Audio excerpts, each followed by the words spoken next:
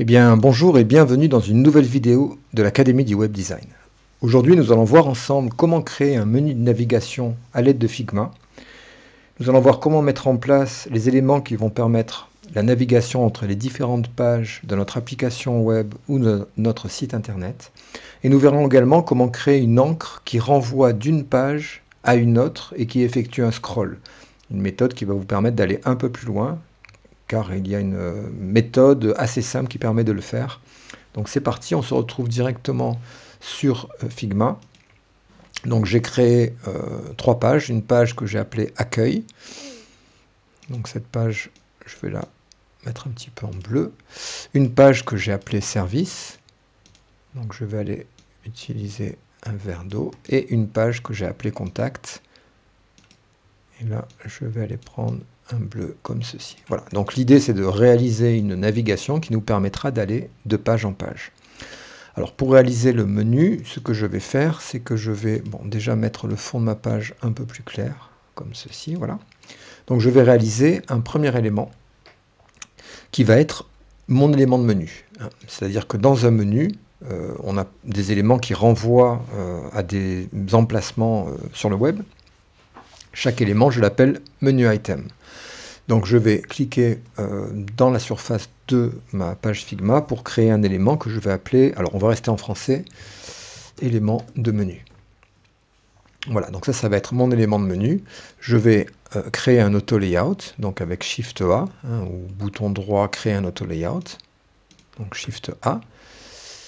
Donc ça va être le premier élément. Et ensuite, ce que je vais faire, je vais en créer un composant, comme ceci, et je vais rajouter un variant, et je vais rajouter un autre variant. Voilà, j'aurai donc 3 variants. Un premier qui va être l'élément dans sa forme standard. Ensuite, l'élément de menu lorsque l'on survolera cet élément.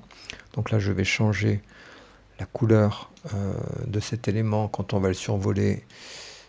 On va venir dans un style. Alors attention, il faut que je prenne des couleurs qui soient compatibles avec mes fonds, voilà, comme ceci par exemple. Et lorsque le menu sera sélectionné, eh bien, je changerai également sa couleur en beaucoup plus foncé. Voilà, donc là l'élément de menu possède 3 variants. Notez ici en double-cliquant sur le nom des layers qu'on a property1 égale default. On retrouve sur la droite current variant property1 égale default. Et ici, on a les variants 2 et variant 3. Donc cette méthode de nommage, on va la changer. Et là, je vais appeler la propriété 1, je vais l'appeler état, avec la première lettre majuscule. Je vais enlever le L, donc ça va faire état égale défaut. Celui-là, ça va être état égale actif, puisque ça va être la page active que je veux avoir d'une autre couleur, actif.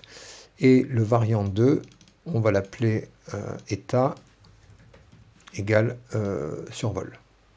Voilà, donc c'est très important de bien nommer vos éléments, puisque maintenant, sur la droite de l'écran, j'ai état qui apparaît avec à l'intérieur défaut, actif et survol. La deuxième étape, maintenant, va être de relier les différents états entre eux. Alors, lorsque je vais survoler l'élément de menu, je souhaite changer sa couleur. Donc, je sélectionne l'état défaut, le premier. Je vais dans le mode prototype, et là, je crée une nouvelle interaction ici. Je tire un trait entre l'élément et l'état au survol. Je change l'événement sur while hovering, c'est-à-dire tant que je survolerai l'élément. Il changera d'état et son état deviendra au survol. Et là, je vais mettre Smart Animate pour le changement 300 millisecondes. Je ne vais pas relier cet état-là, puisque ça va être l'état actif et on va l'utiliser un petit peu différemment. Une fois que j'ai fait ça, j'ai créé mon élément.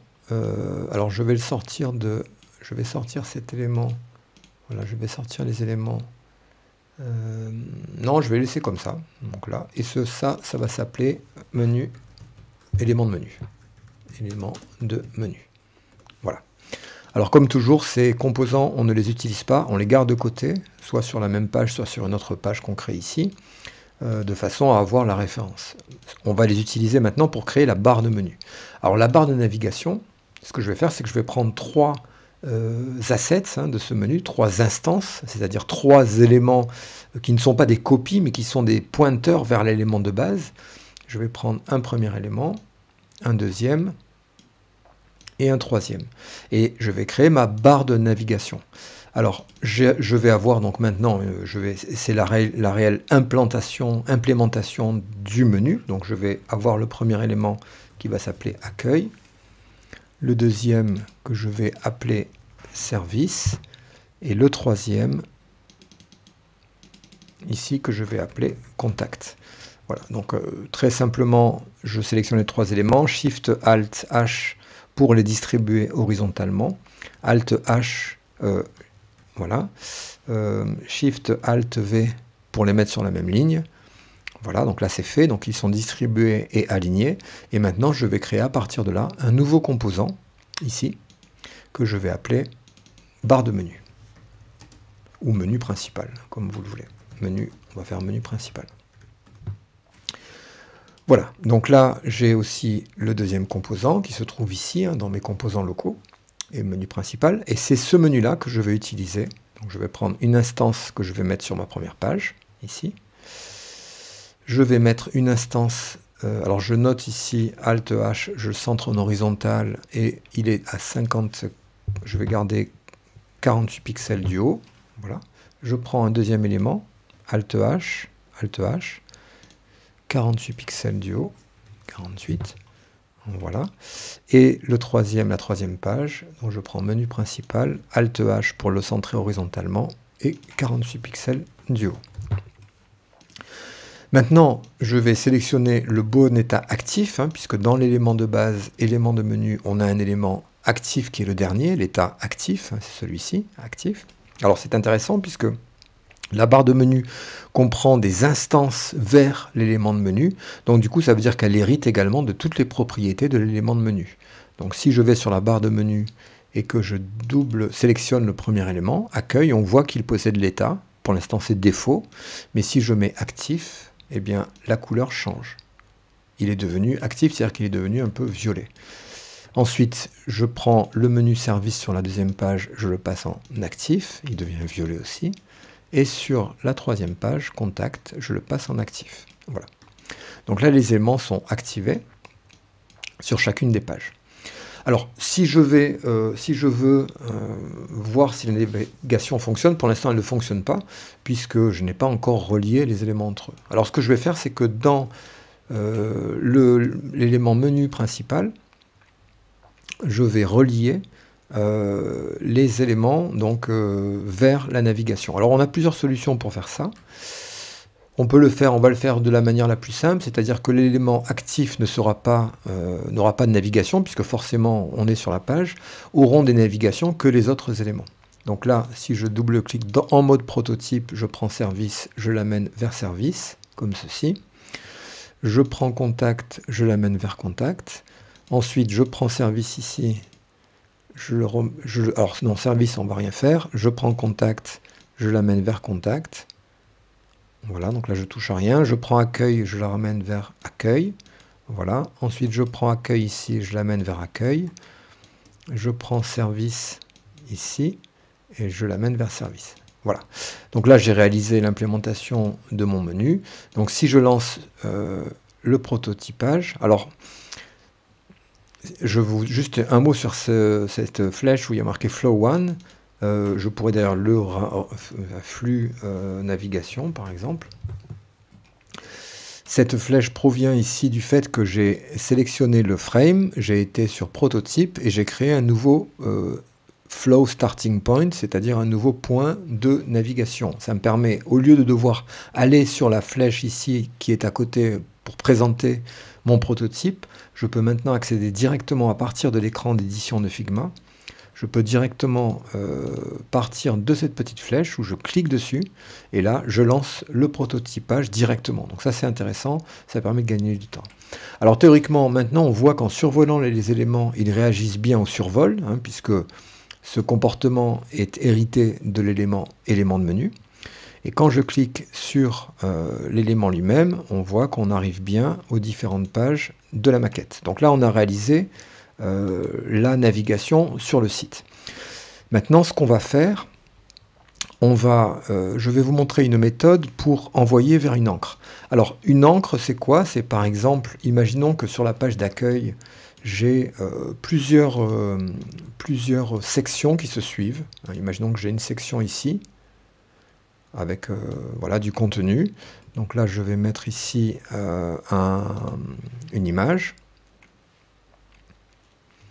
Voilà, je vais mettre un animal. Et je vais appeler cette section 1. Ah, j'ai appuyé trop tôt, donc il a collé, voilà, section 1.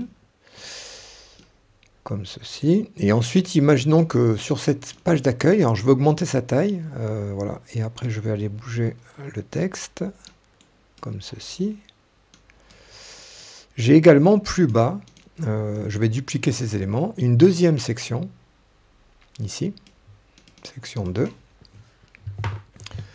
avec, alors je vais mettre des images sur ces deux, voilà, ici et là. Et donc l'idée, ça serait de créer un scrolling de la page finalement. Donc c'est-à-dire que ce scrolling-là, il marche très bien sur Figma, relativement simplement d'ailleurs, quand on est sur la même page. C'est-à-dire que si sur la page d'accueil, je mets ici un bouton, je fais par exemple un bouton que j'appelle section 2. Voilà, je vais mettre ici ce bouton ici. Et je vais faire un auto-layout de ce bouton, voilà. Je fais un prototype, je peux très bien amener vers la section 2 en tirant un trait en mode prototypage, en faisant on-click, scroll to, et là en sélectionnant section 2, c'est-à-dire en sélectionnant les éléments vers lesquels je souhaite aller. Si je fais ça, ça va fonctionner.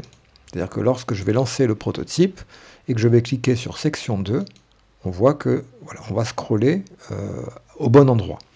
Le problème de cette solution-là, enfin, moi je souhaiterais aller plus loin, c'est que je souhaiterais en fait qu'en cliquant sur accueil, ici, on aille scroller sur la section 2, mais sur la page accueil. Or, quand on met ici les liens pour aller de la page service à la page accueil, on a donc sur le clic naviguer à, mais si jamais je change pour scroller à, en fait, on ne peut le faire que sur la page sur laquelle on se trouve. Donc, je vais vous montrer une méthode qui va permettre d'aller faire un scrolling sur une encre qui se trouve sur une autre page. Alors, comment on va faire ça? On va faire l'exemple avec celui-ci. Je vais faire accueil, je vais bien aller vers la page, donc je vais changer vers la page accueil. Donc ça, je ne vais pas le toucher. Et ensuite, sur ce frame-là, je vais rajouter une interaction. Et cette interaction va être... lorsque la souris va entrer, à ce moment-là, je vais faire scroller vers, et là je vais sélectionner la section 2. Donc globalement, ça va se passer en deux temps. Le premier temps, je clique sur le lien d'une autre page, ça va me ramener sur la page en question. Et le deuxième temps, c'est associé au frame de la page en question, je vais ajouter un événement mouse enter, c'est-à-dire quand la souris va venir survoler la surface de la page accueil, eh bien je vais lancer le scroll. Comme quand on va aller sur la page d'accueil, eh bien forcément on va survoler le frame accueil, eh bien vous verrez que directement ça va déclencher le scroll vers la section 2. Donc si je lance mon animation, voilà, je recharge l'animation, je vais sur la page accueil, donc je vais sur la page service, et quand je reviens maintenant sur la page accueil, on a bien scrollé sur la section 2. Donc ça, c'est un moyen qui permet de facilement contourner la limite des encres qui ne fonctionnent que sur une page. J'ai volontairement simplifié au maximum ma démonstration, hein, puisque moi, mon but, c'est de vous apprendre et de vous permettre de comprendre, surtout. Après, apprendre, eh bien, vous apprendrez en pratiquant. Si vous avez des questions, c'est dans les commentaires. Je vous remercie de m'avoir écouté pendant cette démonstration et je vous dis à bientôt pour un nouveau tutoriel de l'Académie du Web Design.